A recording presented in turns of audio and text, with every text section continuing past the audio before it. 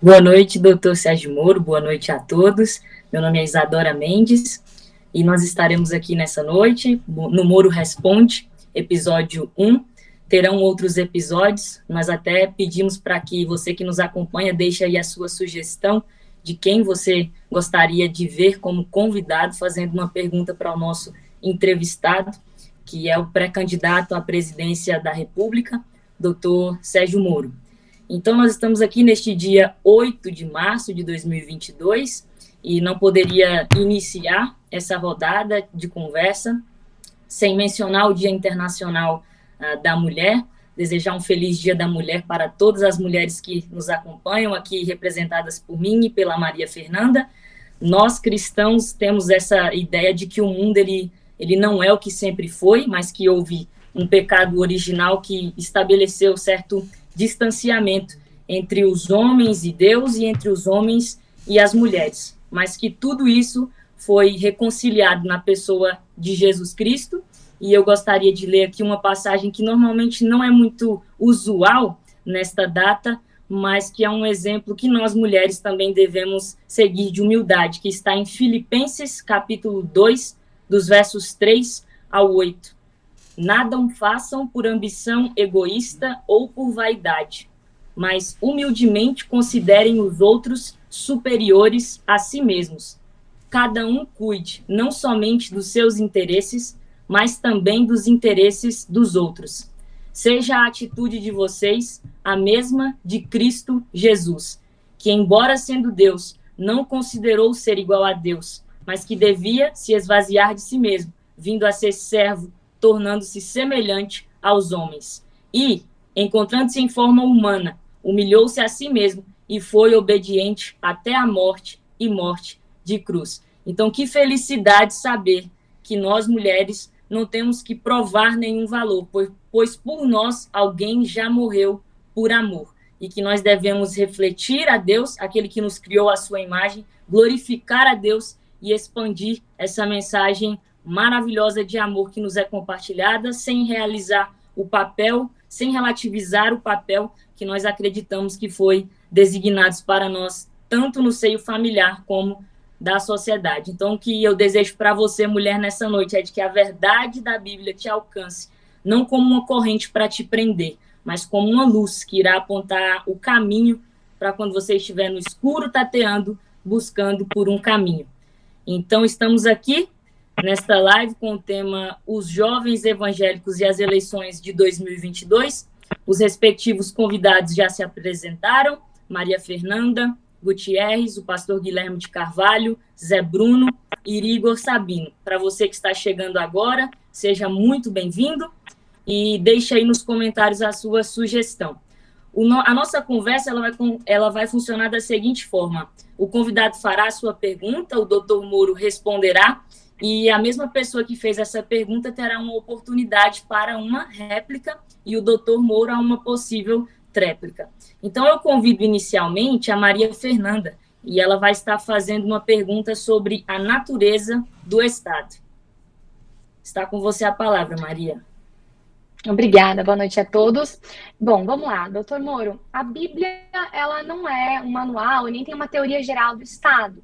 Só que dá para fazer teologia e entender melhor como que funcionaria. Para nós cristãos, família e a igreja, assim como o Estado, são comunidades morais instituídas por Deus. E se a gente abre as Sagradas Escrituras, a gente encontra que está ligado, né, ao Estado a questão da espada, a promoção da justiça. Ok, mas a gente percebe na prática que houve uma subversão, né, do homem ali como governante. A gente vê aí estados, e muito presente, principalmente no Brasil, com garantias na custódia, sobre a custódia de um estado que o Cristo foi assassinado, injustamente. Então, minha pergunta vai nesse sentido, doutor Moro. Qual que é a natureza do Estado para o senhor? Como o senhor vê isso? E quais seriam ali os limites das ações estatais? Por favor. Tudo bem, Maria Fernanda. Não, uma excelente pergunta. A gente vê que você estuda direito, inclusive, né? Faz essa correlação. Olha, o Estado que a gente conhece hoje, ele é resultado da nossa tradição, da nossa história, que remonta, inclusive, àquela primeira concentração de poder, da formação dos Estados nacionais, esse movimento histórico que aconteceu na Europa, ali no século, principalmente a partir do século XIV, e ele passa depois dessa concentração de poder pelas revoluções liberais, pelas guerras religiosas, inclusive, e nessa construção histórica, inclusive, vem lá os direitos fundamentais, né, que se confundem com esses direitos humanos, entre eles a própria ideia da liberdade religiosa. Eu vou até dizer que eu, como professor de processo penal, eu sempre ia beber nessas fontes antigas dessa evolução histórica do Estado de Direito, e a gente via muitos conceitos que nós utilizamos até hoje no processo penal, tendo por base alguns direitos que ficam construídos nessa época, como, por exemplo, o direito ao silêncio. Mas a minha visão do Estado hoje, né, o governo, qual que é a função dele? É organizar, regular a vida em sociedade, editar as leis, e um pouco acho que a gente tem que voltar a pensar no Estado como faziam lá os pensadores clássicos, o governo voltado ao bem comum, né? E o governo ele se torna um perigo quando o governo passa a buscar o interesse próprio dos governantes. Então nós precisamos ter uma estrutura de Estado que persiga o bem comum. Claro que as pessoas têm as autonomias e o Estado tem esferas da vida privada que ele não deve interferir, deve ser isso objeto de escolhas individuais. Por exemplo, o Estado não deve interferir na liberdade religiosa. O Estado tem que respeitar a liberdade de expressão. Cabe à pessoa fazer as escolhas fundamentais da sua vida. Não obstante, você precisa sim ter um governo, um Estado que vai ditar regras básicas de convivência. E hoje, nesse mundo cada vez mais complexo, você precisa também, por exemplo, de um Estado regulador da economia, sem que haja também uma interferência excessiva nesse quadro. Então, o papel do Estado, que tem que também ser um Estado laico, tá? Em linhas gerais, ele é produto de uma evolução histórica que nós temos até hoje. Todas aquelas ideias, o Estado precisa ter uma ação limitada, elas são válidas e pertinentes até os dias de hoje. Isso envolve os direitos fundamentais do cidadão, mas, por outro, o Estado também tem que perseguir o bem comum, né?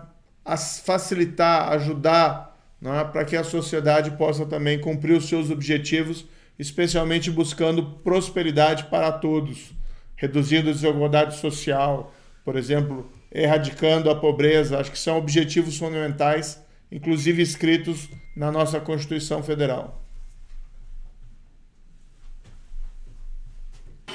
Perfeito, doutor Moro. Algum comentário, Maria, sobre a resposta do doutor Moro?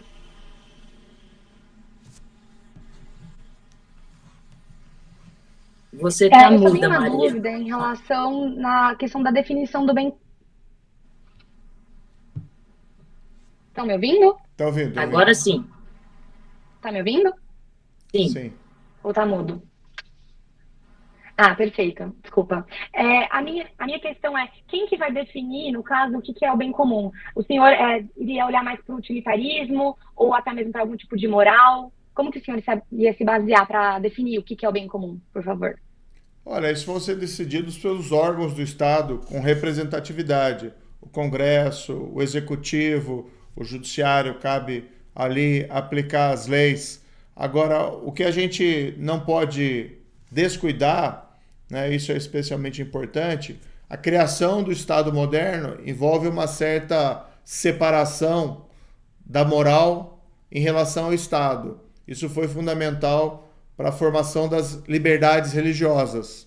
Mas a atuação na vida estatal, no governo, também não pode prescindir de princípios e valores. E acho que isso é muito... explica como você tem hoje em dia uma certa degeneração das práticas do Estado, principalmente quando os governantes, ou isso as pessoas em todas as posições de poder, acabam esquecendo que ele está lá exercendo um cargo em função de uma finalidade, desse ideal que é perseguir sempre o bem comum. Tá? É impossível a gente ter uma definição muito precisa do que é exatamente o bem comum em cada situação concreta. Tá? Mas você precisa ter esse ideal em mente na tua atuação pública. Ou seja, você perseguir sempre o bem comum e nunca o interesse próprio. Quando o Estado se torna um fim em si mesmo, quando o governante começa a utilizar a sua posição de poder para perseguir o seu benefício próprio, você tem uma degeneração das funções do Estado. Perfeito. Tivemos aí então a nossa primeira pergunta sobre a natureza do Estado, na qual parte da resposta do Dr. Moro, envolvendo o papel do Estado na erradicação da pobreza e da desigualdade social, envolve o tema geral da nossa próxima pergunta, que vai ser feita pelo Gutierrez, e é sobre economia. Doutor Moro, eu queria continuar nesse tema do papel do Estado, porque o Estado brasileiro ele é um produtor de desigualdade. A gente vive num país que a renda média da população é de R$ 2.500, mais ou menos isso, e a renda média do funcionalismo público de elite passa de 30 mil. Inclusive, eu estou aqui com um levantamento do G1 de 2019, que colocava ali que um membro do funcionalismo público, do Ministério Público, melhor dizendo, ganha em média R$53 mil no Brasil. Um membro do Poder Judiciário ganha 51 mil em média, renda mensal. O senhor, quando era juiz, também recebia auxílio moradia, inclusive isso foi objeto de matéria na Folha de São Paulo. A gente aqui não está discutindo legalidade. Era algo legal, autorizado a todo juiz do Brasil. Mas a minha pergunta é, alguém que vem desse meio, alguém que já desfrutou das benesses do Estado, do alto funcionalismo público, como o senhor como juiz, e como todo juiz, o que a gente pode esperar de compromisso para acabar com essa imoralidade que a gente vê que o Estado brasileiro produz mais desigualdade? Recentemente eu estava numa cidade importante do Nordeste, uma pessoa me apresentando um bairro, dizendo, olha, esse bairro é o mais elitizado aqui da cidade. Aqui mora juiz, aqui mora desembargador. Eu fiquei pensando, caramba, as pessoas mais ricas dessa cidade são funcionários públicos do judiciário. Então, qual o plano do senhor para mexer com esse vespeiro que ninguém teve coragem até hoje? Olha, Gutierrez, eu fui juiz por 22 anos, estava numa carreira. Eu estava na Justiça Federal. Na Justiça Federal, ela, em geral, é mais transparente que alguns outros ramos da Justiça. Então, a gente tinha, inclusive, transparência, todos os nossos vencimentos. Eu me considero uma pessoa que me dediquei muito ali ao serviço público, né? Inclusive, me expus a situações de risco durante a minha carreira, especialmente na fase lá de juiz criminal. Tive processos envolvendo, por exemplo, grandes traficantes, tive a própria Lava Jato, o caso Banestado. Então, assim, no fundo foi uma vida de dedicação ao serviço público. Agora, a gente reconhece que existem mazelas ali dentro do serviço público. A estabilidade do servidor público, embora ela tenha um propósito importante, por vezes tem um abuso em relação a essa situação. E dentro do serviço público, muitas vezes, faltam estímulos aos servidores. E aqui eu não estou falando aos servidores de alto escalão, mas os servidores em geral, falta o desenvolvimento ali de uma cultura de meritocracia. Tem muita gente que entra no serviço público e do primeiro ao último dia em que ela está ali, ela é extremamente dedicada, vocacionada. Tem gente, infelizmente, mas é uma minoria, que ela entra e desde o início, todo o esforço que ela tinha, ela esgotou no concurso. E ela se acomoda desde o início. E tem uma grande massa, que é a grande maioria dos servidores, que entra vocacionada, mas com o tempo ela vai perdendo aquela vocação, porque ela não vê nenhum estímulo para ela se esforçar, comparando o trabalho dela com relação àquelas pessoas que não se esforçam. Então, o grande objetivo que a gente tem que fazer quando nós falamos da administração pública é uma reforma que busque um serviço público de qualidade. E nessa reforma específica, para a gente instaurar ali meritocracia, a gente também tem que se preocupar com os privilégios. Vamos cortar os privilégios. Um deles, em especial, que é um compromisso que eu já assumi publicamente, nós acabarmos com o foro privilegiado, não é? Que, na prática, funciona como uma blindagem do alto político, da alta autoridade, que faz uma coisa errada e acaba não sendo responsabilizada por esse privilégio. Esse é um privilégio que trata o político, a autoridade, como alguém melhor que o cidadão comum. Então a gente tem que cortar isso. Do outro lado, e essa parte da sua pergunta especialmente relevante, o Estado ele tem que ter uma política robusta, social, para erradicar a pobreza e diminuir a desigualdade social. Eu tenho uma crença muito sólida no mercado. Tá? Eu acho que o crescimento econômico vem do mercado, vem da inovação, vem da liberdade de mercado, embora, claro, o Estado tenha um papel regulador, mas num país como o Brasil, com essas grandes desigualdades sociais, o Estado tem, sim, que ter política social robusta. Então, de um lado, que eu posso te dizer, entre as propostas, uma reforma administrativa que não busque vilificar o servidor, não tratar o servidor como vilão, mas sim instaurar ali meritocracia e cortar privilégios. E do outro lado, a gente precisa também ter política social robusta para a erradicação da miséria e da desigualdade. E parte dessa reforma administrativa reflete também em serviços sociais que são essenciais para o Brasil poder escapar dessa armadilha da renda média e desses casos de pobreza e miséria. Por exemplo, serviço público de qualidade na educação e na saúde pública. Tudo isso são objetivos que nós queremos perseguir. Mas nessa linha, por exemplo, sendo até mais específico, tiraria, por exemplo, o auxílio moradia dos juízes? Eu até quero insistir nesse ponto, porque como o senhor já foi juiz, o senhor sabe muito bem que o lobby do judiciário no Congresso é muito grande para preservar privilégios. E aí a minha questão é se um presidente, o senhor se tem esse compromisso de enfrentar um lobby tão poderoso como esse. Gutierrez, eu enfrentei o maior privilégio que existe no país, que é o privilégio de roubar e não ser punido. Né? Eu acho que eu já demonstrei o meu compromisso com o interesse público e com a eliminação dos privilégios durante a Operação Lava Jato. Porque essa prática nossa da pessoa roubar, praticar crime contra o erário, administração pública e não acontecer nada, é o primeiro dos privilégios que a gente tem que combater e um dos mais poderosos. Isso envolveu as classes políticas mais poderosas do país. Então, assim, eu não tenho nenhum compromisso com o erro, né? E se precisar, e até eu acho que essa é a minha característica, se precisar enfrentar interesses especiais, lobbies, né, de coisa errada, a gente enfrenta. Né? A gente não tem medo de cara feia, não, e encara qualquer desafio, tá? Perfeito. Perfeito, doutor Moro, Gutierrez.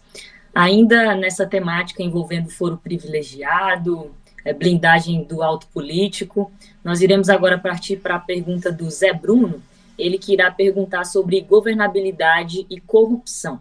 Está com você a palavra, Zé. Tudo recentemente, essa matéria, um vídeo do ex-presidente de Deus, o presidente. Vídeo num culto. Seu áudio não tá bom. Tá cortando o áudio do Zé. Agora, Não. Tá cortando, Zé. A gente consegue te ouvir, mas tá bem cortado.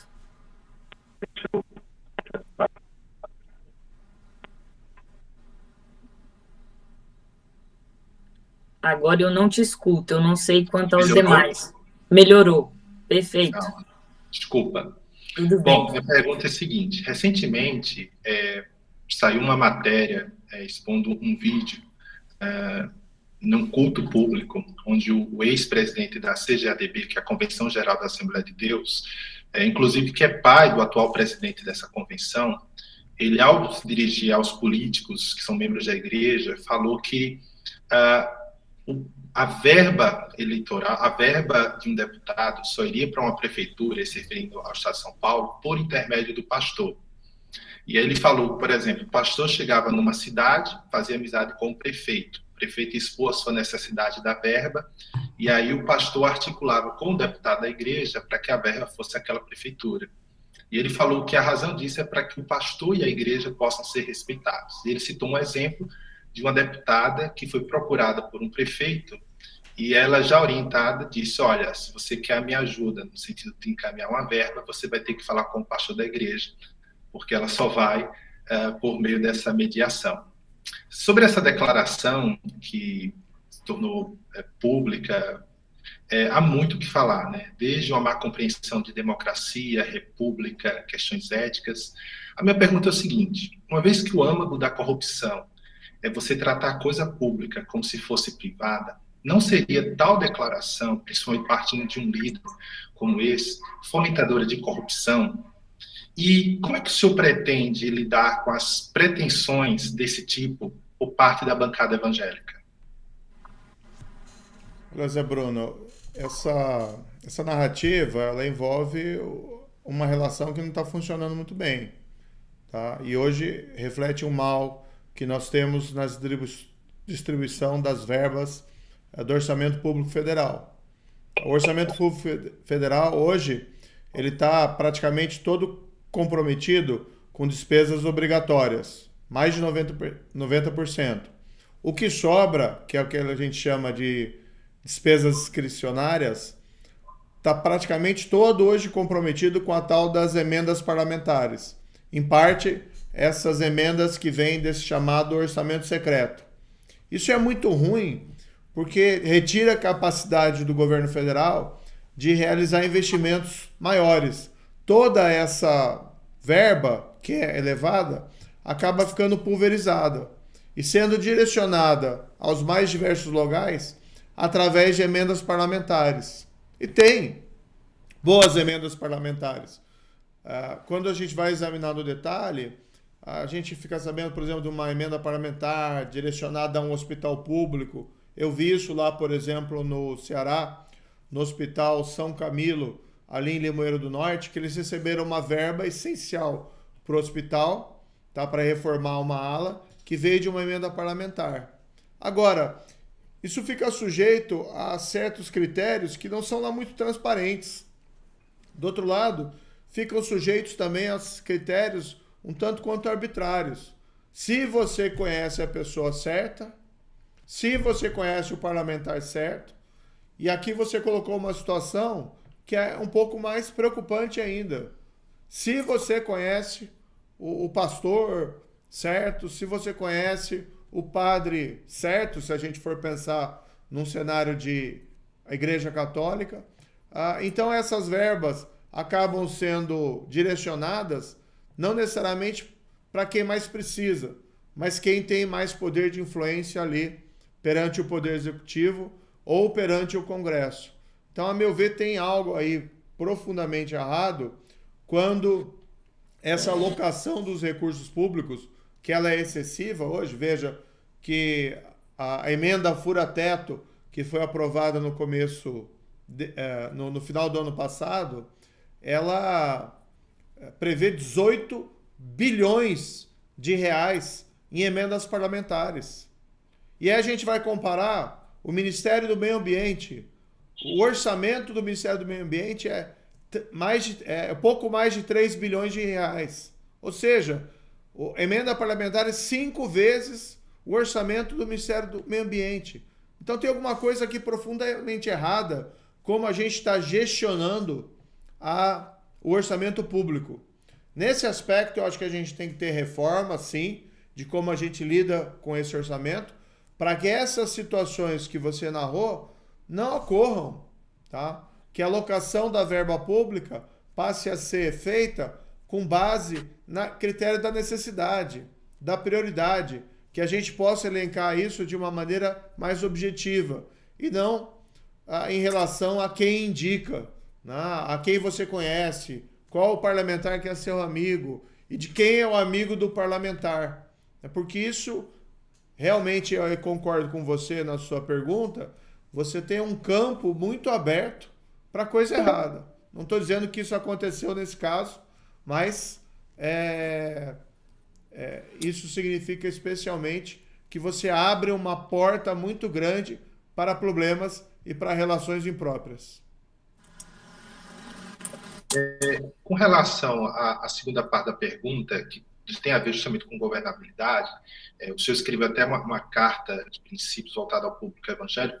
Nesse sentido, como é que o senhor pretende lidar com a pretensão, né, dos evangélicos que compõem a bancada, dos políticos que compõem a bancada evangélica?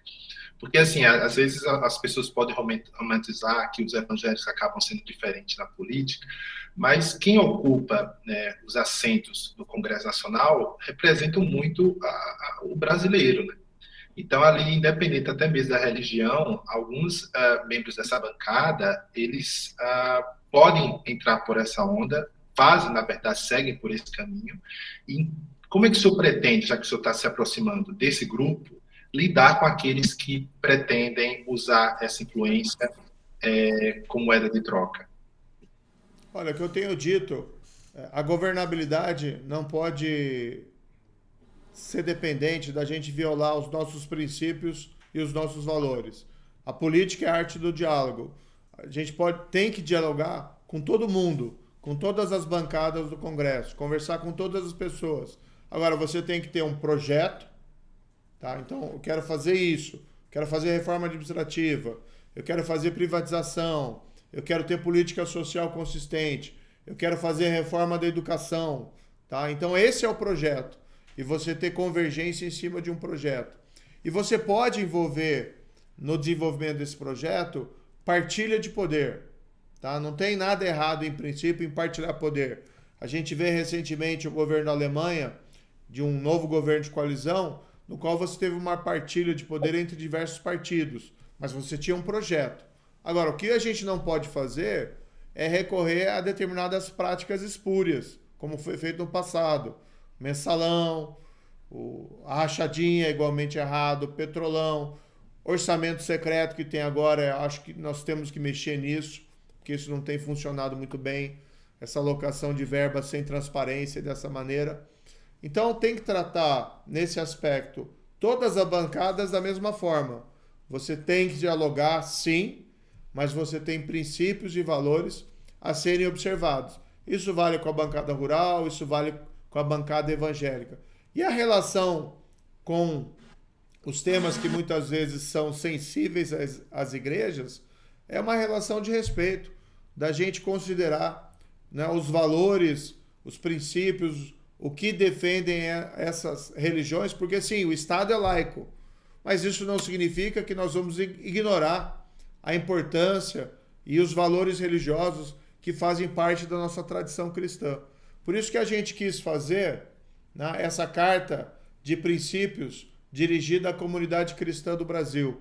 Porque a gente sabe que tem alguns temas ali que são extremamente caros e a gente já colocou de pronto. Olha, é isso que eu defendo. Então, inclusive, isso não é objeto de barganha. Né? Entra no diálogo, a gente pode até conversar sobre isso, mas ninguém vai utilizar esses temas para fazer alguma barganha para atingir algum outro objetivo, porque a gente já assumiu o compromisso de defender aquilo.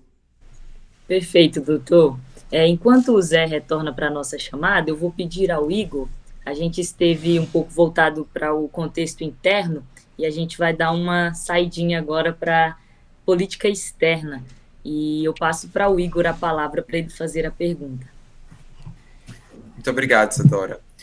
Doutor Moro, nós temos vivido hoje um momento muito especial na política internacional, né, como a guerra na Ucrânia nos mostra, o surgimento aí de novas potências que desafiam a hegemonia dos Estados Unidos, como a China, e a gente vê que o Brasil está em um dos piores momentos, se não o pior momento da sua política externa. Nós somos considerados um pária mundial por conta dos alinhamentos ideológicos feitos pelo atual presidente Jair Bolsonaro.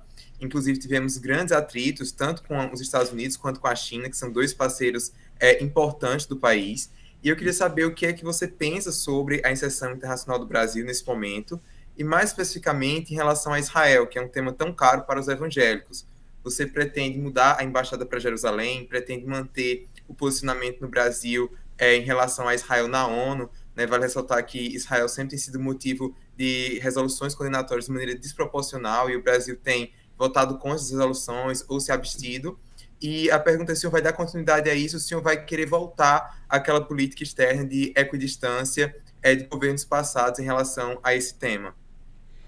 Excelente pergunta, Igor. Eu acho que o Brasil ele passou por 2 períodos no qual a ideologia do governante acabou influenciando negativamente as nossas relações internacionais. Eu acho que o Brasil ele tem que manter uma relação de boa vizinhança, vamos colocar assim, com a ressalva de que nesse mundo global, na globalização, todos nós somos vizinhos, tem que manter uma boa vizinhança com todos os países, relações cordiais. Isso é importante também para a gente não fechar portas para o nosso comércio. Eu sou daquelas pessoas que acredita que o sucesso do meu país não depende do fracasso do vizinho. Então a ideia é essa. Agora, isso não significa que o Brasil não deva ter um papel relevante no mundo e defender determinados princípios. Determinados princípios que sempre pautaram a política externa do Brasil. Por exemplo, promoção da paz, defesa da soberania, defesa de direitos humanos. Um tema é prevenir e fazer a nossa parte em prevenir os excessos da mudança climática. Já dizem que a mudança climática é inevitável, mas se ela é inevitável, então pelo menos vamos minorar as consequências. Ou seja, o Brasil tem que voltar a se inserir no mundo na forma de uma liderança responsável. Em relação ao tema do Estado de Israel, eu acho que esse tema tem que ser tratado sem qualquer espécie de tabu, ideologia ou preconceito. O Estado de Israel é uma realidade, e o povo de Israel tem o direito de ter o seu próprio país, de buscar a felicidade, como qualquer outro país. Então, os direitos da população de Israel, do povo judeu, e ali a gente não tem mais, inclusive, só judeus ali vivendo, tem pessoas de outras origens ali vivendo nesse país, tem que ser o direito à soberania, ao autogoverno, à prosperidade, da forma como eles entenderem que seja apropriado. Então, minha posição em relação ao Estado de Israel é de absoluto respeito, como em relação a qualquer outro país do mundo.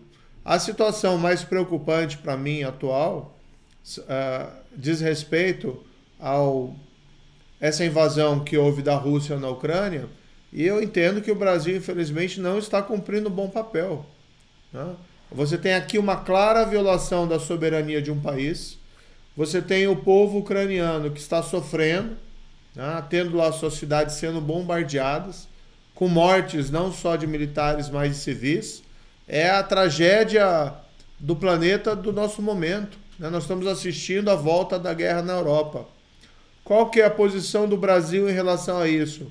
Ela tem se revestida de uma ambiguidade enorme. E ninguém é contra a Rússia. A Rússia entra naquele conceito de bons vizinhos, nós temos que ter boas relações com todo mundo. Agora, existe uma situação clara na qual a Rússia violou a soberania de um outro país. É uma guerra de conquista, ou para anexação do território ou de parte do território, ou para a colocação de um governo fantoche. Então isso é algo que viola os princípios e valores que sempre pautaram a posição do Brasil no mundo. E, infelizmente, a gente não assistiu do governo brasileiro uma condenação clara desse comportamento, dessa agressão. Sim, o Brasil se posicionou na ONU em favor da votação da resolução, que depois foi vetada no Conselho de Segurança, mas a posição que conta é principalmente a do presidente da República, que é quem dita o tom das relações internacionais, mais do que o Itamaraty, do Brasil na comunidade internacional. Isso tem um peso, porque isso gera abalos nas relações diplomáticas com outros países que sempre se colocaram como nossos aliados, ou o Brasil igualmente como aliados desses países. Por exemplo, nós temos o acordo Mercosul-União Europeia, que foi assinado no início desse governo, e está parado lá perante o Parlamento Europeu, sem possibilidade hoje de ser votado. Isso é uma coisa até anterior à guerra, principalmente decorrente da má imagem do Brasil na área ambiental, e claro também em decorrência de um certo protecionismo europeu, que utiliza essa situação, e às vezes para travar a trâmite desse acordo. Mas no cenário atual, a imagem do Brasil se agravou. Então, num caso dessa espécie, não estou dizendo que o Brasil deve mandar tropas, entrar em guerra, né? A questão das sanções comerciais também teria que ser muito bem estudada. Agora, o Brasil não ter uma posição clara quando você tem uma guerra injusta, causando sofrimento ao povo ucraniano, né? Sem que o Brasil tenha uma posição clara, eu acho extremamente reprovável. E acho que isso prejudica a imagem do Brasil perante o mundo, né? E perante aquilo que nós defendemos, tanto aqui dentro como lá fora. Questões comerciais à parte, aquela ideia de política de boa vizinhança com todo mundo, nós não podemos nos omitir diante de uma clara violação da soberania e do direito de autodeterminação de um povo, como é o caso ali da Ucrânia. Se fosse qualquer outro país, por exemplo, Israel, nós teríamos que ter a mesma posição. Se fosse a Rússia invadida, igualmente, né? Infelizmente eu não vejo isso, e isso me entristece. Nesse sentido, doutor Moro, você mencionou aí, pelo que deu a entender, então, que o Brasil vai retornar a uma política externa mais pragmática e até mesmo de consonância com aquilo que era posto em prática pelo Itamaraty. O senhor até mencionou aí essa discrepância entre o que o presidente fala e o que o Itamaraty falou na ONU, e eu queria saber, se nesse sentido você está a par da tentativa de emparelhamento do Itamaraty pelo Bolsonaro, as mudanças que ele fez lá no currículo da formação dos diplomatas, por conta da influência da ideologia do Olavo de Carvalho e de outros autores de extrema-direita, a tentativa realmente de coibir que o Itamaraty faça esse trabalho mais técnico, e o senhor sabe disso, qual é a sua proposta nesse sentido? Em um eventual governo seu, o Itamaraty voltará a ter a autonomia que ele tinha antes de Bolsonaro ou não? Como será? Certamente. Quando a ideologia em excesso entra, o profissionalismo sai. E é isso que a gente está vendo, não só no Itamaraty, mas em diversos outros órgãos do Estado, né, comprometendo a capacidade de agir de maneira eficiente e tomar as melhores decisões na perspectiva do que é melhor do país. O que a gente precisa em relações internacionais? Expandir o nosso comércio. Nós precisamos realizar... Nós perdemos a capacidade nos últimos anos de fazer acordos comerciais. Tá? No fundo, o que a gente teve aqui, Igor, na minha opinião, a gente saiu de uma política externa enviesada para a esquerda para uma política externa enviesada para a direita. E hoje a gente está num cenário que para mim é surreal, né? Que nós estamos aparecendo no mundo como uma espécie de aliados de Putin, né? Que eu já nem sei qualificar mais onde se encontra nesse espectro ideológico, mas eu sei reconhecer uma guerra injusta, uma guerra de invasão, uma guerra de conquista, e que o Brasil teria que ter uma posição clara. Então, assim, pragmatismo, voltar a fazer acordos, mas também voltar em temas de defesa de soberania, de direito de autodeterminação dos povos, de direito de desenvolvimento, de relações internacionais mais justas entre os países, mas também em defesa de direitos humanos, de preservação do meio ambiente. Ou seja, aquelas pautas que valem a pena lutar. E uma pauta que é importante, internacional, contra a corrupção, que é refletida em convenções da ONU e até em movimentos, ainda em seu início, de criação, por exemplo, de um tribunal internacional anticorrupção. Perfeito, doutor Moro. Dando seguimento com o Igor, ele fará também uma pergunta sobre refúgio. De acordo com a Acnur, a Agência da ONU para Refugiados, e com a crise na Ucrânia, esse número tende a crescer, já que a guerra da Síria, mais de refúgio, que seja considerada uma das mais progressistas, a gente tem um número ainda muito pequeno de refugiados no país. São cerca de 59 mil refugiados que a gente tem atualmente, em 57, para ser mais exato, e cerca de 239 mil solicitações, isso dados do CONARE de 2020. E ao mesmo tempo que a gente vê que esse número muito pequeno, diante de vizinhos nossos, como a Colômbia, que recebeu 1 milhão de venezuelanos, e esses poucos refugiados que vêm no Brasil, eles não têm praticamente nenhum direito, eles não têm assistência por parte do Estado. É muito comum a gente ver sírios que não aprendem a língua, que passam fome, né? A situação do refugiado congolês, o Moisés, que foi brutalmente assassinado, espancado no Rio de Janeiro, traz à tona essa situação precária que os refugiados eles vivem. Eu já estive fazendo pesquisa de campo no Oriente Médio, quando perguntava se os sírios queriam vir para o Brasil, eles diziam que não, que preferiam morrer ali onde estavam do que vir para o Brasil sofrer necessidade aqui, sem nem falar português. Então, quais são as propostas do senhor nesse sentido, né? Acho que a gente tem visto também o crescimento da mendicância, de venezuelanos pedindo nas ruas, embora tenha sido um número tão pequeno de refugiados venezuelanos que a gente recebeu. Então, como é que o senhor pretende lidar com isso, do ponto de vista não só de criar programas de reassentamento para refugiados, mas também de políticas públicas para acolher os que já estão no país? Perfeito. Esse é um tema do momento e, infelizmente, tem sido um tema do momento há muito tempo. Principalmente quando você tem essas crises sucessivas dentro do globo e essas situações de refugiados. O Brasil, como você disse, tem uma lei que é generosa, que ela facilita a entrada, né, e o abrigo de refugiados. O que tem faltado é um pouco mais de cuidado no estatuto jurídico, especialmente da assistência material. Quando eu estava ali como ministro da Justiça, a gente acompanhava a situação relacionada à operação acolhida ali para recebimento de venezuelanos, e o que a gente tinha presente era que funcionava bem, relativamente bem, a acolhida dos venezuelanos, mas o que a gente percebia é que a maioria deles utilizavam o Brasil mais como um posto de passagem, né? Talvez aqui a questão da língua e, igualmente, o Brasil não está exatamente um manancial de crescimento econômico, não está sendo exatamente uma terra de oportunidades, né, para vinda não só de refugiados, mas igualmente de imigrantes.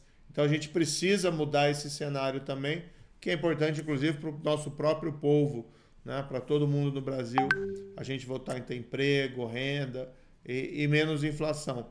Mas eu concordo com você que precisa ter uma política mais sólida em relação à realocação de refugiados aqui no Brasil, independentemente de onde que eles venham, de qualquer país. Nós vimos agora recentemente que foi um movimento, a meu ver, muito elogiável, da vinda do Afeganistão, né, de refugiados, em virtude da retomada do poder pelo Talibã. E eu vi até a ação de algumas associações aqui no Brasil para abrigar pessoas ali perseguidas, ouvidas como indesejáveis por esse novo regime. Nós temos aqui no Brasil uma grande comunidade ucraniana, né? Nós temos mais de 600 mil pessoas de origem ucraniana no Brasil, e o Brasil pode, portanto, funcionar também como um nicho para receber novos refugiados ucranianos, essas pessoas que fogem ali da guerra. Precisamos fazer um diagnóstico, né? Preciso, porque o Brasil não tem sido escolhido como um destino preferencial por esses refugiados. Não é algo que diz respeito à situação do país, atualmente que não está muito positiva na economia, ou se existe algo mais geral e também se está faltando uma política mais específica. E parece que os três fatores aqui estão envolvidos, né? Nós podemos melhorar todos os três. Bom, posso ainda responder? Claro. Em relação a essa questão econômica, eu tendo a discordar, porque a gente tem casos de países em condições piores do que o Brasil e que receberam um número muito maior de refugiados, não somente em relação à Colômbia, mas no caso dos sírios, por exemplo. A Turquia é um país que a língua também é diferente, a economia não estava tão boa, e é um dos países que mais receberam sírios. Eu acredito que é sim uma questão que o país precisa mudar, até porque esse próprio caso que o senhor mencionou dos refugiados afegãos, que eu saiba, nenhum deles ainda conseguiu chegar no Brasil, ou se chegou foram muito poucos, por conta da burocracia que se teve na emissão dos vistos.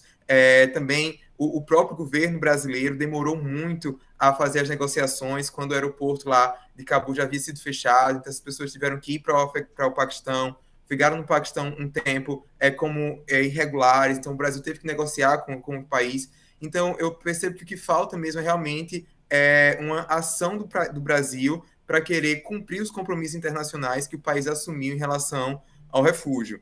Então, esse é um ponto que eu acho que o senhor precisa considerar aí, principalmente porque o senhor já trabalhou, já foi ministro da Justiça, esteve à frente do CONARE. É um outro problema também que a gente tem. O CONARE tem pouquíssimos funcionários, os pedidos de refúgio levam anos para serem visitados, para as pessoas saberem se vão ser refugiadas ou não. Isso é algo que precisa receber, sim, atenção num plano aí de governo. Concordo com você, né? Não sei se é uma tréplica aqui, porque uma tréplica envolve uma discordância, mas existem, às vezes, alguns fatores específicos que contam. Por exemplo, no caso dos venezuelanos, o que nós ouvíamos muito, a questão da língua. É mais fácil a adaptação do venezuelano refugiado em um país que fala espanhol. Então, havia uma preferência, de fato, para o deslocamento deles para países com língua espanhola. O que não significa que nós não tenhamos nossa parcela da culpa na falta de uma política pública mais consistente para atender esses refugiados, né? Eu acho que nesse mundo cada vez mais complexo, também é uma forma do Brasil cumprir um bom papel. E nós somos uma nação, em parte, formada por imigrantes, né? Pessoas do mundo todo. Isso até nos traz uma profunda e grande riqueza cultural. Então, essa nossa generosidade que a gente teve no passado de receber população do mundo inteiro, não como refugiados, mas como imigrantes, acho que nós podemos sim estender com facilidade a todos aqueles que queiram vir para o Brasil, e especialmente aqueles que às vezes têm que abandonar o seu país a contragosto e tem aquela visão: olha, eu preciso buscar a minha terra prometida, um lugar em que eu possa prosperar. E nós temos sim o dever de ser solidários e generosos em relação a isso. Não basta a nossa lei, né, ser bastante ampla e generosa, mas a gente tem que ver se ela realmente tem funcionado na prática. E pelo jeito, né, não tem funcionado assim tão a contento. Nós vamos partir agora para um tema que eu até vi certa frequência dele nos comentários, já foi citado, mas eu vou passar agora para o pastor Guilherme, que ele vai estar fazendo uma pergunta sobre educação e saúde. Ok, boa noite a todos. Então, eu tenho uma questão relacionada com a formação política, mas não apenas isso, com a formação moral e educação da juventude contemporânea e o impacto que isso vem tendo na saúde mental, né? Muitos intérpretes da sociedade moderna ressaltaram já esse problema, e autores aí bem conhecidos, de uma tendência a individualismo e narcisismo nas gerações mais recentes aí, geração X, Millennials, a Gen agora. E no campo da saúde mental, isso se traduziu em um aumento muito grande do sofrimento psicológico, especialmente depressão e ansiedade. Então, tem fontes importantes como o relatório da Comissão Lancet de Saúde Mental de 2018, que mostra que a gente tem um problema grave de escala global. Existem pesquisas mostrando que nas gerações mais novas, mais recentes, esse sofrimento mental é aumentado. Agora, no campo da moral e da política, e esse mesmo problema se traduz numa ética muito individualista, muito voltada para a autoexpressão e desinteressada no bem comum. Eu achei importante a observação do Dr. Moro no início sobre o Estado estar voltado para o bem comum. Mas o problema é que você precisa ter uma sociedade também voltada para o bem comum. E um autor conhecido aí, o Mark Lilla, apontou, da Universidade de Colômbia, apontou que o identitarismo é uma forma de pseudopolítica psicologizada e que não favorece a cooperação. Ele vive de conflitos e de especificar violências, é muito focado nisso, né? E nesse sentido, eu acho que a juventude tem sido vítima de uma educação muito atomizadora, que não ensina bem comum, cooperação, ensina autoexpressão e como lutar pelo que é seu, basicamente. Falta o princípio da fraternidade. Mesmo no contexto cristão evangélico, a religiosidade tem ficado muito atomizada. Agora, o princípio da fraternidade é um dos fundamentais para a Declaração Universal de Direitos Humanos de 48. A esquerda lulopetista abandonou esse princípio quando aderiu ao identitarismo, né? Essa é uma mutação que alguns setores da esquerda tradicional, inclusive, apontaram esse problema. E por outro lado, a direita bolsonarista, doutor Moro, o quanto você já pensou sobre esse problema, ou talvez o próprio partido, né, o Podemos, existe uma proposta para pensar a educação das novas gerações para a fraternidade e para o bem comum? E existe uma proposta para lidar com a atual pandemia de sofrimento psicológico, e para mim essas coisas estão relacionadas, tá? Educação para o bem comum, para a cooperação e tudo mais, é o contrário do que a gente tem hoje, uma educação atomizadora que eu acho que está ligada a esse problema do sofrimento emocional da juventude atual. Então, isso tem a ver, talvez, com o campo de educação, não só saúde, mas o campo de educação. Existe uma proposta para uma educação para a fraternidade? O que o senhor pensa a respeito disso? Olha, pastor Guilherme, essa questão tem várias respostas possíveis, né? Então, tem um primeiro ponto que diz respeito para a preparação para o mundo, aí, como se diz, da economia verde. Nossos desempenhos em matérias como matemática, em matéria como... Então, nós estamos construindo uma política, um programa visando enfrentar esses problemas. Veja bem, nós tivemos agora um período de pandemia em que as escolas, mas muito limitadas, por quase 2 anos, tempo de ensino perdido.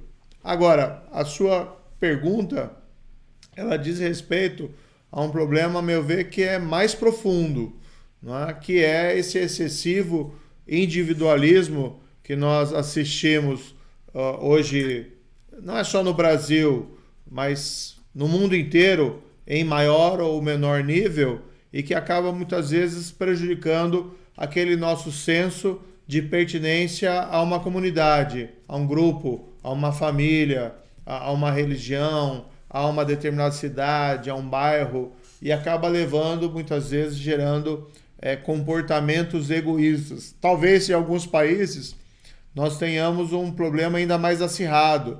No Brasil é famoso aquela fala, né, de que o Brasil é do jeitinho, o brasileiro quer levar vantagem em tudo, que revela exatamente aquele senso de desapegamento a uma responsabilidade comunitária.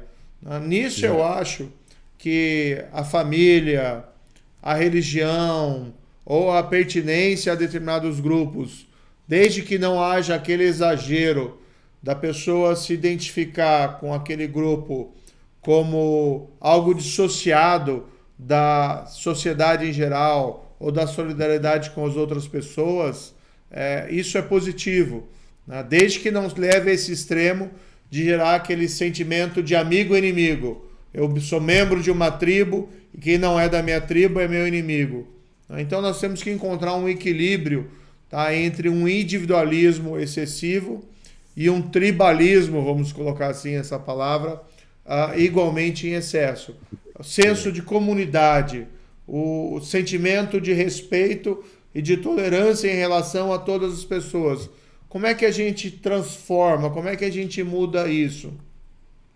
Essa é uma pergunta muito complexa, porque o ensino escolar normalmente é voltado para outras temáticas, né? Para você gerar você produzir aquele conhecimento técnico, aquele conhecimento profissional na mente ali dos jovens. Eu particularmente acredito muito no exemplo. Né? Infelizmente, nós temos produzido aqui no Brasil péssimos exemplos para a nossa juventude.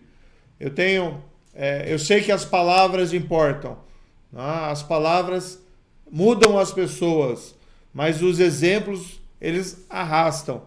Então, quando você vê, e aqui desculpe puxar um pouquinho para um lado da minha história, mas quando você vê o que a gente avançou no Brasil no combate à corrupção, que é igualmente o fomento à ética e à integridade na vida política, mas o que a gente está vendo hoje desses retrocessos, tá? Isso gera um sentimento de frustração, de falta de justiça, que acaba impactando muitas vezes na condução da vida dos nossos jovens e como eles se comportam ali dentro da sociedade. A gente não pode ser visto como aquela sociedade no qual o indivíduo está perseguindo apenas a sua felicidade individual, sem qualquer senso de comunidade. Porque ele, além disso ser péssimo para a comunidade, como você mesmo colocou, a meu ver, isso que está na raiz dessas situações de depressão, né, desse sentimento de insucesso, né, do indivíduo que ele se sente como dissociado de qualquer grupo, de qualquer comunidade, de qualquer sentimento de pertencimento. Agora, é importante que nós produzamos, sim, educação de qualidade, incutir isso, mas não é responsabilidade do governo, inclusive, a meu ver, é uma responsabilidade maior até da família, e da comunidade, de incutir esse sentimento de solidariedade e esse afastamento da ideia de amigo e inimigo dentro da nossa sociedade, mas é principalmente importante a gente produzir bons exemplos. E aí vale também na vida pública. Como é que você pode, se espelhar? Como é que você pode ter bons exemplos em um país no qual, infelizmente, ainda prevalece, ou pelo menos tem uma presença muito forte, aquela ideia de que o governo não persegue o bem comum, persegue o interesse próprio, aquele sentimento de que cabe ao indivíduo obter vantagem em tudo. Então, a meu ver, a resposta para esse desafio, não é uma resposta que se encontra apenas no governo, no Estado, mas o Estado pode dar também a sua contribuição. Ok. Pastor Guilherme, um minutinho para réplica. Sim, eu concordo totalmente que uma resposta a esse problema não pode vir só do Estado, mas eu me preocupo com o projeto educacional, e por um lado, e com a questão dessa saúde dos jovens por outro. Do ponto de vista educacional, me incomoda, por exemplo, que agora a gente tem projeto de vida, por exemplo, com uma nova dimensão aí da formação da juventude no ensino médio, e pelo que eu já pude apurar, não foi muito, mas já consegui ver alguma coisa, a educação ainda é muito voltada para a busca de si e uma forma de encontrar um caminho pessoal, um caminho individual. E a minha preocupação é se a gente vai tomar alguma providência com uma educação, um sistema educacional que não tem tido sucesso em formar pessoas, como você mesmo mencionou, não tribais, né, e também voltadas para o bem comum, né? E, enfim, eu acho que a gente precisa ter um projeto educacional para enfrentar esse problema da atomização social.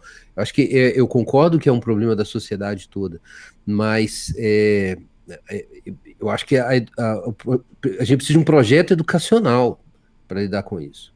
E eu acho que a educação atomizadora e liberal que a gente tem hoje está relacionada com esses problemas de saúde mental, mas isso é um julgamento meu, né? Então fica como uma opinião sobre esse problema. Não, certamente. Eu acho que algo que funciona bem para gerar esse sentimento de comunidade né, e reduzir um pouco esse individualismo excessivo, algumas práticas que a gente pode talvez buscar implementar aqui no Brasil, das nossas escolas, que acabam surtindo efeitos. Por exemplo, trabalho voluntário, fomentar o trabalho voluntário dos estudantes dentro da comunidade, fomentar a escola do bairro, né, a escola, uma maior excessivo, ou seja, aquela produção de esportivos entre as escolas, entre os jovens, de tribo. Então, a ideia de time, né, a ideia de você agora é um grande desafio de como se pode trabalhar isso, porque normais em relação mais robusto. E esses aspectos que estão na sua pergunta acabam sendo normalmente negligenciados. Sim, obrigado. Dando seguimento com um tema bastante pedido e aguardado, a Maria Fernanda fará uma pergunta sobre aborto. Todos me ouvem? Só para saber se está ok? Sim, Maria. Ele enxerga como um presente de Deus e como um direito natural. Aqui no Brasil, como o senhor bem sabe, né, no nosso ordenamento jurídico, existem 3 excludentes de licitude, então o aborto ele pode, digamos assim, né, ser exercido em alguns casos, mas o que a gente tem visto, principalmente na América Latina, né, é um movimento e um caminhar da descriminalização dessa prática e da legalização desse absurdo. Então isso, consequentemente, com certeza vai chegar no Brasil. Pelo menos a pauta, né? Sempre estão comentando sobre isso. Então, eu gostaria de saber como que o senhor enxerga a questão do aborto. Saúde pública ou mais no âmbito da moral. E se o senhor fosse presidente, o senhor vetaria algum tipo de afrouxamento da criminalização dessa prática? Olha, na carta de princípios que nós fizemos à comunidade cristã, nós assumimos o compromisso de manutenção da legislação atual. Então, essa é a posição que eu adotei, né? E quando assumo o compromisso é escrito na pedra.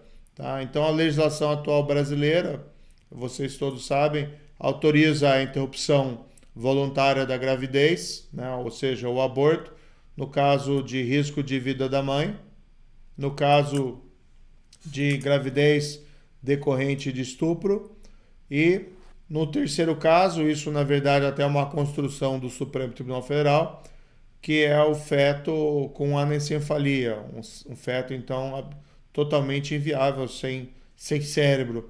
Então, o meu compromisso é particularmente esse. Eu acho que qualquer flexibilização, tá? Eu particularmente sou contra, sou pessoalmente contra, tá? Eu sou um pouco conservador nesse assunto. Eu sei que tem posições mais liberais, mas eu pessoalmente sou contra. Mas qualquer flexibilização disso, tá? Embora eu seja contra, o meu entendimento que deve vir através do Congresso, tá? E não do Poder Judiciário. A gente viu recentemente essa decisão do Tribunal Constitucional da Colômbia, que particularmente não concordo. Tá? Sei que também lá nos Estados Unidos houve a liberalização, lá na década de 70, né, da prática do aborto, por uma decisão da Suprema Corte norte-americana, mas eu acho decidido, se for para flexibilizar, pelo Congresso. Tá? Eu não estou dizendo que eu sou a favor, tá? Mas eu sou contra a flexibilização e, em especial, sou contra a flexibilização através de tribunais. Isso tem que ser através do Congresso, se for para realizar alguma coisa assim.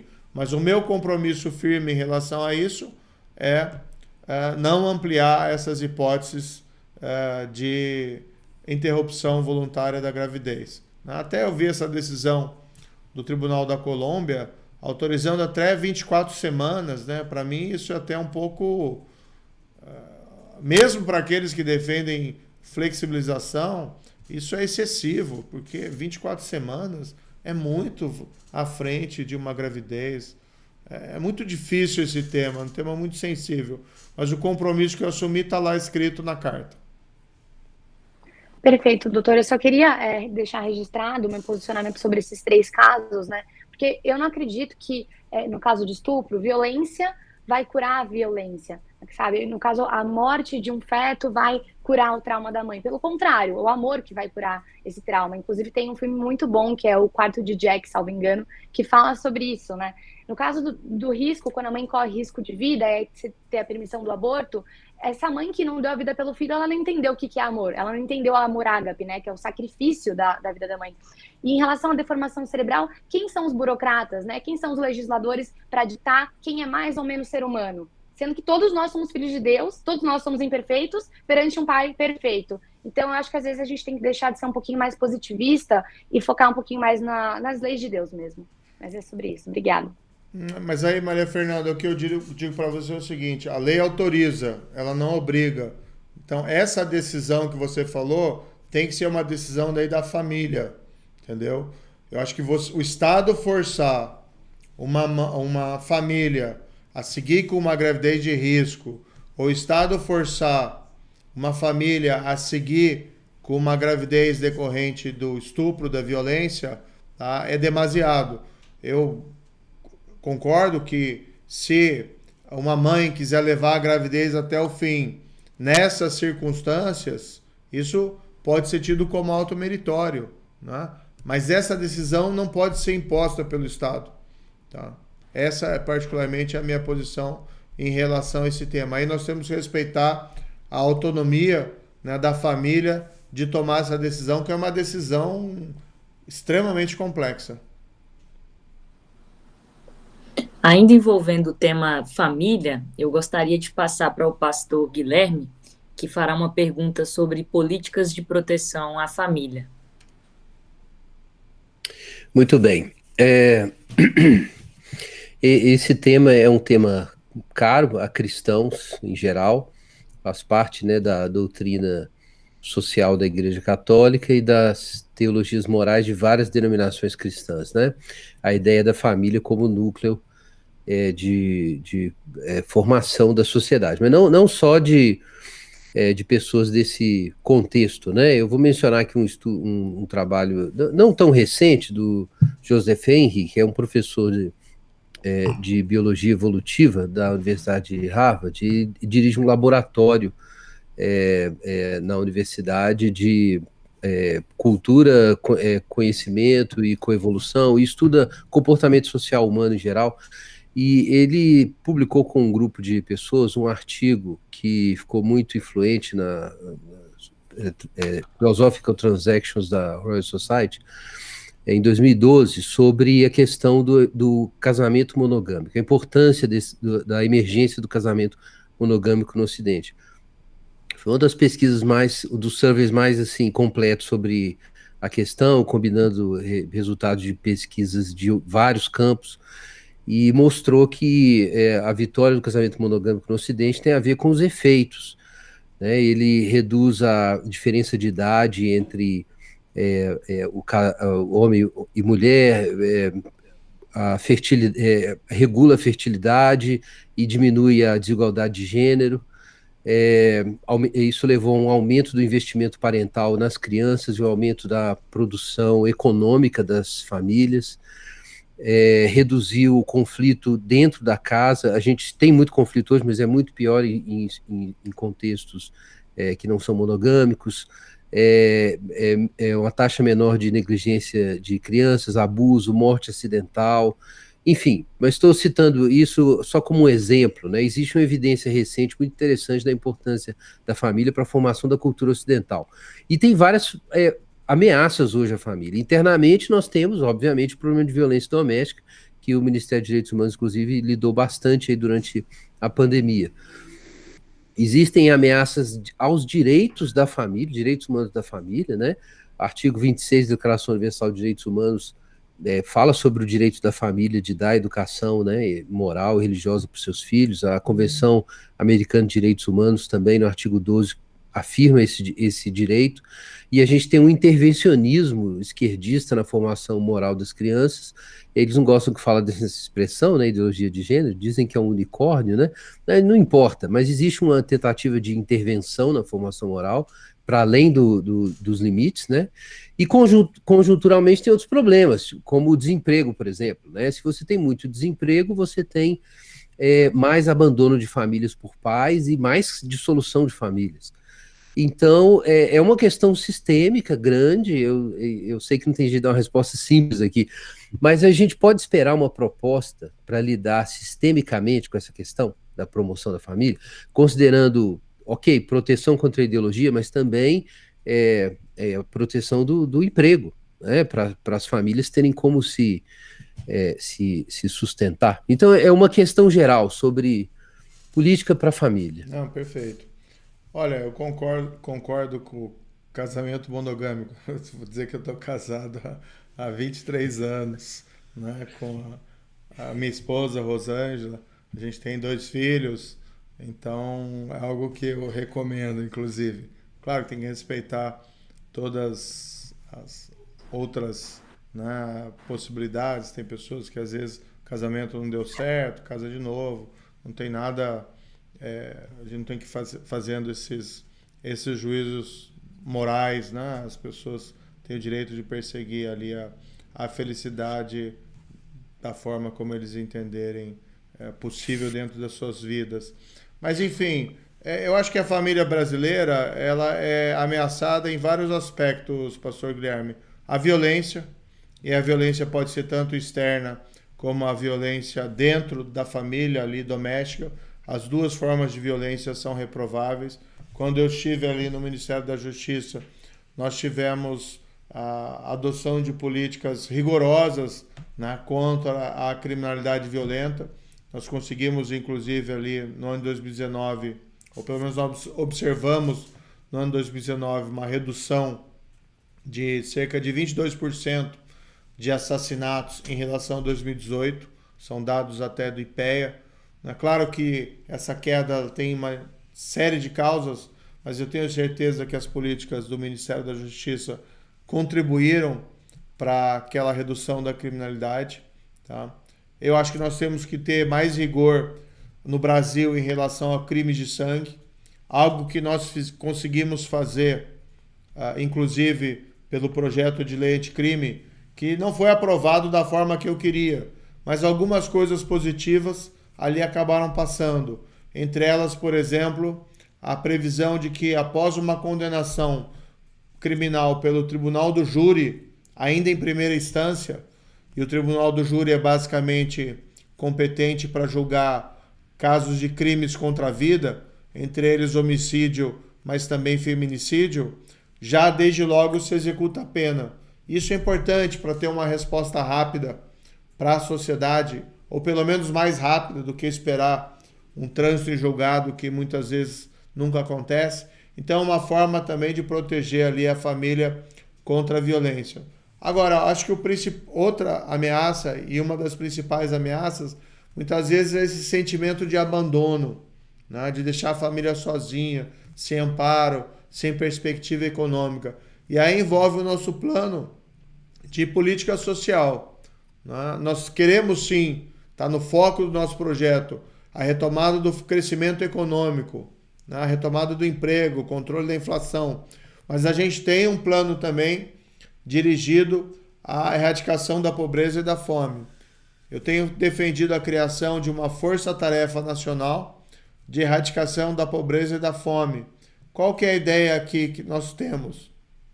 Nós temos visto o enfrentamento da pobreza no Brasil nos últimos tempos, principalmente com base nesses programas de transferência de renda. Antes era o Bolsa Escola, agora depois o Bolsa Família, agora o Auxílio Brasil, que são relevantes, mas muitas vezes eles cobrem a conta do mês. Às vezes falta dinheiro, até porque a inflação está crescendo. O nosso projeto aqui, o principal objetivo é focar nas causas da pobreza, enfrentar não as consequências, mas principalmente as causas. A ideia é criar uma governança, uma coordenação nacional. A gente quer fazer isso no formato de uma agência, tá? Como a gente tem essas agências reguladoras, a gente quer ter uma agência para que o combate à fome e à miséria passem a ser uma espécie de política do Estado, com um diretor lá com mandato, com tempo fixo, para deixar isso também afastado um pouco da política partidária. E qual que é o objetivo dessa força-tarefa? Né? Revisar programas de políticas públicas que já existem e verificar por que eles não têm funcionado, por que às vezes eles não chegam para aquelas pessoas que mais precisam. Vou te dar um exemplo aqui. A gente estava conversando dentro do nosso grupo do programa sobre o Pronatec. Por que ele não foi... Por que apesar de se gastar tanto dinheiro, ele não teve aquela eficiência de permitir que a maioria das pessoas que fizeram encontrasse uma posição de emprego. Uma das coisas que me informaram é que para você fazer o Pronatec, você precisava ter o ensino médio completo. Pois bem, né, aquelas pessoas que normalmente mais precisam são pessoas que tiveram que abandonar a escola antes, né, sem que sequer completar o ensino fundamental. Então precisa redesenhar programas dessa espécie. Claro, o Pronatec agora, né, não existe mais, você tem lá os programas profissionais. Mas quando você vai desenhar esses programas, você tem que estar atento para aqueles que mais precisam, né? Porque esses são os clientes principais dessas políticas públicas. Claro, políticas universalistas são relevantes, mas você precisa desenhar esses programas para que aqueles que padecem muitas vezes daquele fenômeno que a gente chama da invisibilidade, né? Porque eles têm dificuldades em acessar os serviços públicos, para que esses programas cheguem neles. Então a ideia dessa força-tarefa também não é criar uma burocracia nova, mas pegar os melhores dos serviços públicos, tá? Educação, saúde, assistência social, política de emprego, colocar nesse órgão que vai coordenar os esforços nacionais. Pode utilizar os agentes de saúde da família, os agentes de assistência social, vinculados lá aos conselhos regionais de assistência social, e ter um foco no indivíduo, na família e numa comunidade para constatar por que aquele indivíduo, por que aquela família, por que aquela comunidade não consegue escapar da armadilha da pobreza. E você direcionar as políticas públicas já existentes para enfrentar essas causas. Se o problema é o tratamento de saúde, se o problema é a falta de uma creche no lugar que mais precisa, se o problema é a falta de um treinamento profissional para um adolescente que precisa realizá-lo. Ou seja, a gente quer ter um foco, tá, naqueles que mais precisam. De certa maneira, isso acaba, né, também servindo para proteger as famílias. Porque um dos maiores problemas é esse abandono, esse desamparo, né, essa, muitas vezes, sensação de que não tem uma saída. Isso acaba levando à desegregação das famílias. Uma das causas, por exemplo, que a gente sabe, gravidez precoce, também é algo que o Estado tem que enfrentar, tem que ter política pública direcionada a isso. Aqui, evidentemente, não é uma questão relacionada à pobreza, né, isso que afeta famílias em geral. Mas tem que ter políticas públicas, por exemplo, que também sirvam para minorar esse tipo de problema naquelas pessoas que mais precisam. Enfim, nós estamos construindo o nosso programa e nós estamos cientes dessas ameaças que cercam, né, as famílias e a necessidade de proteger a família brasileira. Um minutinho para algum comentário, pastor Guilherme. Sim, eu quero apenas, uma opinião pessoal, enfatizar que a criação de uma Secretaria Nacional da Família foi um ganho, foi um acerto. E eu penso que seria importante que isso tivesse continuidade em um outro governo. E existem projetos muito interessantes na Secretaria Nacional da Família hoje, e eu acho que tem outras pessoas no Brasil que podem contribuir com isso. E eu acho que isso pode ajudar a dar uma inteligência e articular isso, por exemplo, com as contribuições que já vieram do campo de justiça e segurança pública. Enfim, eu acho que seria interessante, é uma sugestão. Acho que você tem toda a razão, né? A gente também não falou aqui do problema das drogas, né? Esse é um flagelo das famílias que tem afetado. Acho que eu tenho até o meu passado como juiz de um combate rigoroso ao tráfico de drogas, isso é importante. E a gente tem que também ter uma política de assistência ao dependente químico. Quanto à Secretaria Nacional de Família, concordo com você. Acho que as boas políticas têm que ter continuidade. Isso não depende da alternância do governante. É responsabilidade de cada um dar continuidade àquilo que é bom. O que nós vimos em relação ao Ministério dos Direitos Humanos, e era uma reclamação frequente, inclusive, da ministra, era que o orçamento que era direcionado ao Ministério dos Direitos Humanos, da Mulher, Família e Direitos Humanos, era um orçamento extremamente baixo. Exatamente. Então, muitas das políticas ali que eram pensadas, elaboradas, elas na prática não tinham perspectiva de concretização por falta de um orçamento suficiente. Então, é importante, concordo com você, pastor Guilherme, é importante você ter as políticas, sim, desenhadas, você ter secretarias, você ter os órgãos direcionados, mas a gente precisa também ter uma atenção à estrutura, né, ao orçamento. Tem, de fato, havido, né, uma destinação de estrutura e orçamento necessário para os projetos desse ministério no atual governo? Eu não estou no governo, então posso dizer com tranquilidade. A resposta é não. Não tem tido. Com certeza não. Então nós precisamos sim melhorar isso, para que não fique também no simbólico. Né? Porque não adianta nada também a gente criar um órgão e colocar lá um nome bacana e simplesmente tirar a capacidade dele de realizar política pública eficiente. Fui informado aqui no ponto que o nosso tempo está se esgotando, infelizmente. Gostamos muito do engajamento nos comentários e do interesse do pessoal na temática. Eu vou agora passar para um período que a gente nomeou ping-pong, doutor Moro. Bacana. E cada convidado vai ter aí seus 15 segundinhos para lançar uma pergunta final ou algum comentário em relação à nossa conversa. E aí o senhor, em 30 segundos, vai estar respondendo. Então, eu queria começar com o Gutierrez, que ele fez apenas uma pergunta. Fica aí o nosso pedido de desculpa pelos problemas técnicos, mas está com você a oportunidade. Eu só quero fazer uma ponderação antes aqui, Isadora.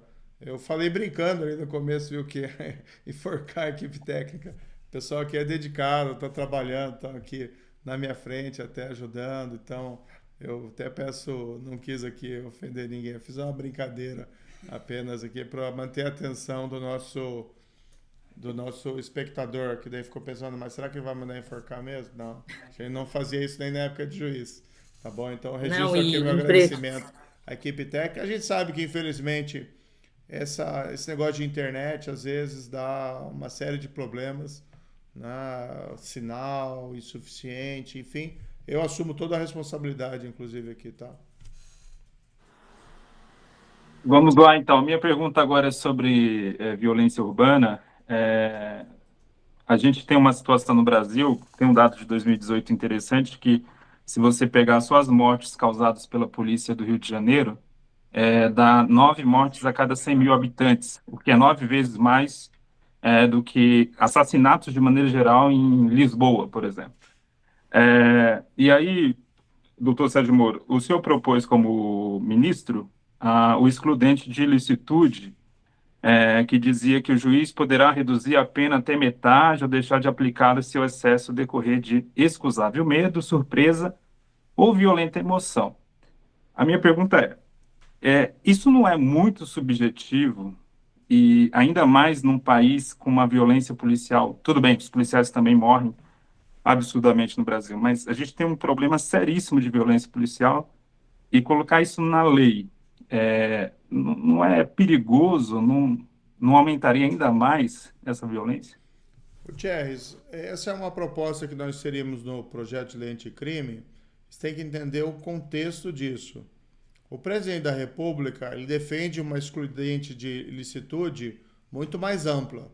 A proposta dele é que qualquer confronto policial, tá, nunca haja uma responsabilização do policial por uma vítima.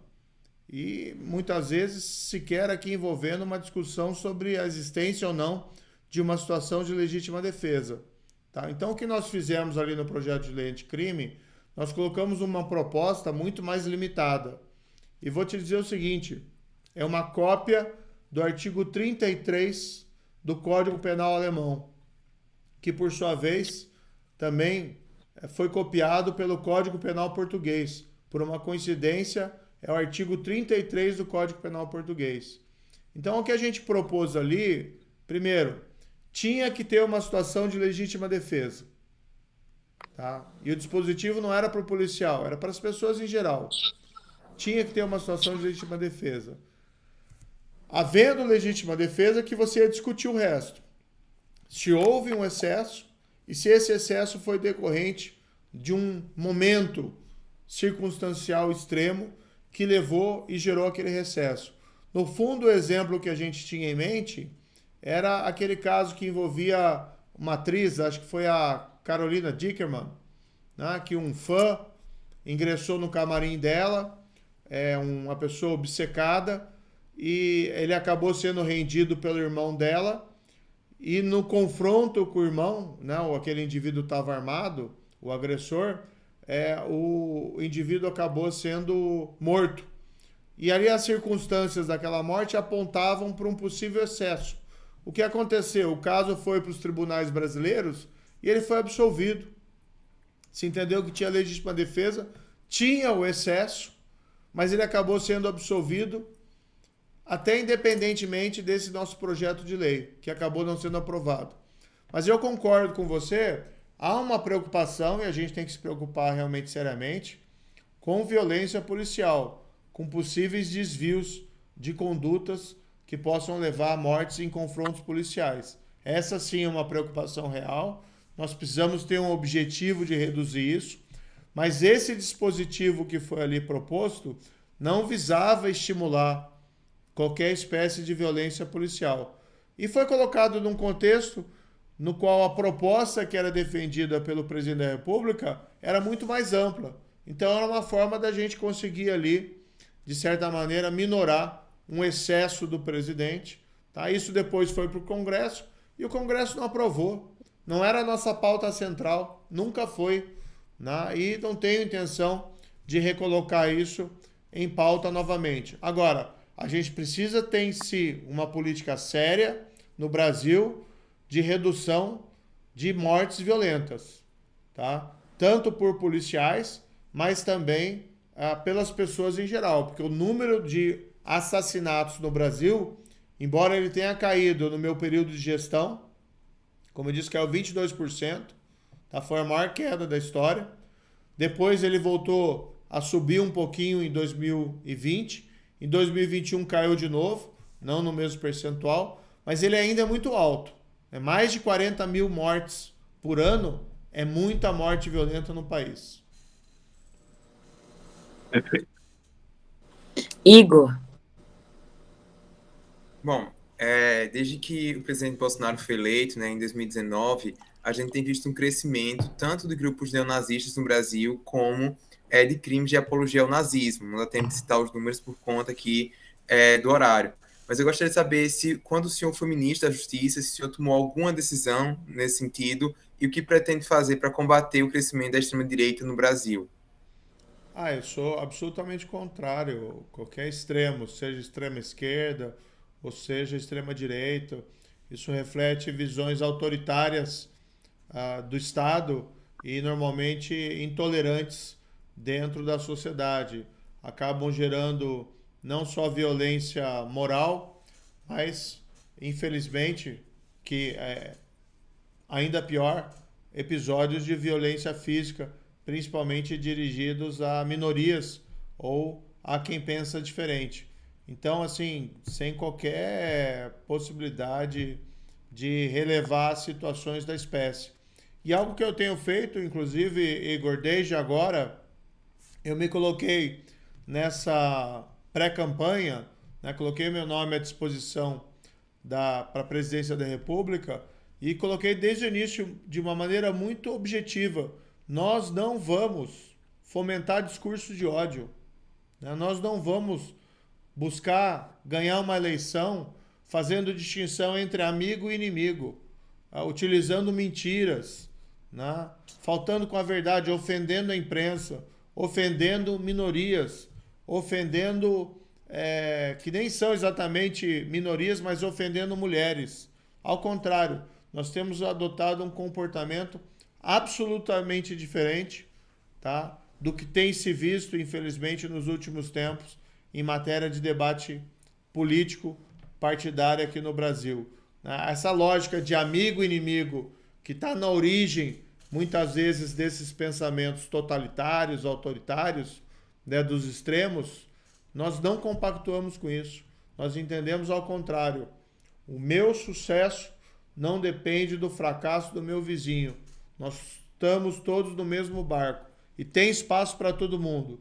Numa sociedade como a nossa, aberta, plural, a gente tem que respeitar, inclusive, as divergências, porque é isso que nos traz, isso que nos transforma num grande país. Tá? Então, sem qualquer margem de tolerância em relação a extremismo, a autoritarismo, aos todos esses ismos, né? Nazismo, o comunismo também é uma visão intolerante da sociedade, nos seus formatos, pelo menos políticos, que nós tivemos. O nazismo, que nega o direito à existência, né, do povo judeu, é algo absolutamente inaceitável, não sujeito a qualquer espécie de debate ou qualquer espécie de possibilidade de se aventar em admitir que isso possa ser discutido, senão na forma de reprovação desse tipo de comportamento. Maria Fernanda? Bom, vamos resumir aqui então. Tendo em vista, né, a doutrina da depravação total, que vem da teologia calvinista, doutor Moro, eu queria saber como que o senhor se enxerga assim, a sua identidade. O senhor se coloca como um pecador? Pode desenvolver aí. Acho que todos nós somos pecadores, né? Agora, nós temos a nossa crença, que a crença fundamental da redenção, que nós podemos sempre nos tornar versões melhores de nós mesmos. Agora, em relação ao que eu fiz na minha vida pública, Maria Fernanda, eu tenho um grande orgulho do que eu fiz, né, da Lava Jato, do combate à corrupção. Eu fui ao governo buscando consolidar esse projeto. Nós conseguimos avançar no combate à criminalidade violenta. Nós conseguimos enfrentar o crime organizado como não se tinha feito antes. Infelizmente, eu não pude avançar no combate à corrupção como eu queria, e chegou o momento do governo, eu que me deparei com uma situação, não é, que muitos outros talvez tenham encontrado, mas em circunstâncias diferentes, enquanto eu me tornava cúmplice de coisa errada e traía a confiança que a população brasileira havia depositado em mim, na época, por exemplo, da Lava Jato, ou na época que eu aceitei o convite para me tornar ministro, ou eu saía do governo. E eu escolhi, e não foi uma decisão fácil, né? Eu saí, fui atacado severamente, fui vítima de um monte de mentiras, certo?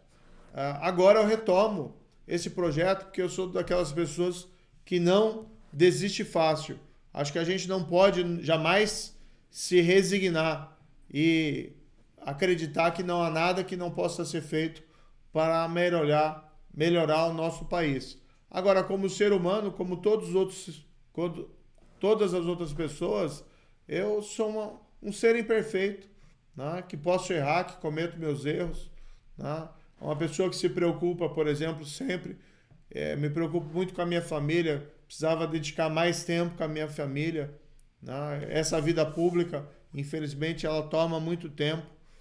E nesse aspecto, né, em outros, talvez sejamos todos nós aqui pecadores. Mas a busca do aperfeiçoamento, a busca da redenção, é o que nos faz ir sempre para frente. Zé Bruno.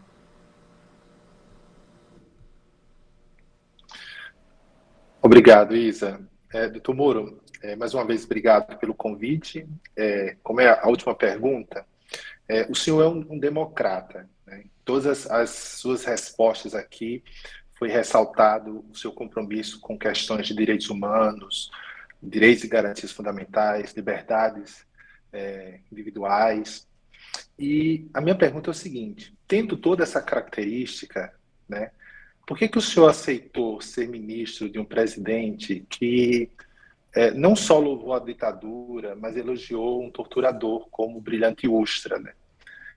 Eu sei que pode ser até uma pergunta desconfortável, mas é muito importante a gente saber, porque não seria incoerente para um democrata se aliar a alguém que tenha essas características? Zé Bruno, vamos voltar os nossos relógios para 2018. Vamos avaliar o governo atual, o governo naquela época, o presidente, com o que a gente sabe hoje. Tá? Em 2018, havia uma expectativa de mudança, de melhoria. E muita gente aceitou ir para o governo de boa fé, com boas intenções. Eu, inclusive, quando eu aceitei esse convite, eu vi de muita gente que recebeu a notícia com alívio, porque me via dentro do governo com uma garantia da lei e dos direitos mesmo. Né? Porque eu sempre defendi, por exemplo, quando eu falo em combate à corrupção, não é uma questão de vingança, é uma questão de justiça, mas, acima de tudo, uma questão de afirmação do império da lei, né? Uma questão de rule of law, de Estado de Direito, governo de leis e não um governo de homens. Então, tudo isso foi comigo para o governo, né? De respeito às instituições, de preservação daquela ideia de que o governo tem que servir o bem comum. Tanto assim, Zé Bruno, que quando eu vi isso comprometido, quando eu vi que não havia mais condições, por exemplo, de proteger a Polícia Federal de uma interferência arbitrária do presidente da República, eu preferi sair. E eu tinha ficado até então, tá? A partir principalmente daquele momento em que foi descaracterizado o projeto de lei anticrime, tá? A partir de então eu fiquei ali meses com o principal objetivo de proteger a instituição. Não porque tem algum feitiço pela Polícia Federal, não. Mas eu sei, né, do perigo que é a Polícia Federal em mãos erradas. Tá? Isso é um aspecto que me preocupava. E aí eu fui ficando. Né? Até que chegou um momento que eu fui atropelado nisso. E quando houve aquela mudança, eu resolvi sair. A meu ver, né, todos esses episódios, a Lava Jato, o trabalho que a gente fez, o trabalho em prol da justiça, do império da lei, aquela ideia, ninguém pode estar acima da lei. Depois o que eu fiz no Ministério da Justiça, nas políticas públicas, mas também tendo a serenidade de sair no momento em que o projeto tinha se inviabilizado, a meu ver, indicam credibilidade, né? E compromisso com tudo isso que a gente falou agora há pouco. Porque é muito fácil a gente falar sobre democracia, direitos humanos, combate à corrupção. É fácil você ter um discurso, embora hoje em dia, às vezes, até a gente vê pessoas que nem têm esse discurso. Mas muitas vezes tem pessoas que têm esse discurso, mas não são sinceras. Então eu coloco aqui, né, a minha história nisso. Tá? E tem muita gente que realmente não concordou quando eu fui para o governo. Mas dizer assim, que não tinha uma chance de dar certo, né? Não tinha uma chance. Porque o ministro da Justiça que vai para o governo, ele não é exatamente um subalterno do presidente da República. Ele não é lá alguém que vai apenas cumprir ordens. Ele vai fazer o seu trabalho. E eu tinha o meu projeto, né? Combater a criminalidade violenta na forma da lei, combater o crime organizado na forma da lei e consolidar o combate à corrupção. São todos objetivos que se inserem naquilo que a gente quer para ter um país melhor. E quando eu fui, eu fiz isso. Né? Eu jamais secundei ou apoiei aqueles atos reprováveis ou autoritários do presidente. Né? Claro que como ministro, muitas vezes eu não tinha aquela liberdade de me manifestar e criticar abertamente o governo quando eu divergia nesses pontos. Porque você está dentro do governo, não cabe ali. Mas eu posso te assegurar que eu fiz o quanto pude para evitar as piores ações desse governo enquanto eu era ministro da Justiça. Até que chegou um momento que eu saí, porque não havia mais condições de ter essa resistência ali dentro. Muito obrigada, doutor Moro. Obrigado pela resposta. Pastor Guilherme. Muito bem. Minha última pergunta é sobre a questão ambiental. Existem umas pesquisas interessantes aí, indicando que, em geral, evangélicos brasileiros têm mais interesse pela conservação ambiental do que católicos romanos e até mesmo pessoas sem religião. Então, tem um estudo que a Amy Erica Smith, uma brasilianista americana, publicou em 2020, que indica isso. E esse interesse, eu acho que é uma coisa surpreendente, ou talvez para alguns nem seja, mas eu penso que a questão ambiental, além de ser urgente, a gente está aí com esses desafios, né? O COP26 foi agora, eu acho que ela tem ressonância no contexto evangélico. E eu gostaria de saber se existe algo pensado em termos do desafio da conservação ambiental no Brasil. Certamente, pastor Guilherme, esse é um tema central hoje para o Brasil. Eu até mencionei há pouco, quando falava das relações internacionais, né, que nós tínhamos dois problemas que me preocupavam no momento. Um deles era a guerra, mas o outro ponto, hoje, é a imagem do Brasil lá fora extremamente prejudicada. Nós sermos vistos, infelizmente, como uma espécie de vilão ambiental no mundo. Mas isso é ruim aqui também, aqui dentro, porque não é isso que o brasileiro acredita. O brasileiro vive num país que tem uma natureza exuberante e, com raras exceções, ele quer ver essa natureza conservada, né, para as futuras gerações, né, as florestas, os nossos rios, todos os biomas. Não é só a Amazônia que é importante, né, o Pantanal, a Mata Atlântica, o nosso chamado aí pelos militares, a nossa Amazônia Azul, o nosso oceano, os nossos mares. Então isso é uma riqueza que não nos pertence. Essa é uma riqueza que pertence não só a nós, mas às futuras gerações. E a gente não tem o direito de destruir isso, né, e de privar os nossos filhos e os filhos dos nossos filhos de poder usufruir, né, dessa natureza em vários aspectos, inclusive na própria questão da sua beleza. Então nós temos sim no nosso programa, e isso perpassa todo ele em várias matérias, educação, saúde, economia, a necessidade de se ter uma política ambiental responsável, tá? Nós precisamos buscar, por exemplo, a redução a zero do desmatamento ilegal da Amazônia ou da destruição ilegal de outros biomas. Temos sim que ser rigorosos. E é possível reduzir o desmatamento. Já foi feito no passado. E desde então o que nós temos é um crescimento dos recursos tecnológicos para tanto. É possível a gente implementar políticas como a gente fez o Vigia na área de fronteiras, quando eu estava no Ministério da Justiça, e fazer uma espécie de vigia verde na floresta amazônica para ter uma repressão qualificada.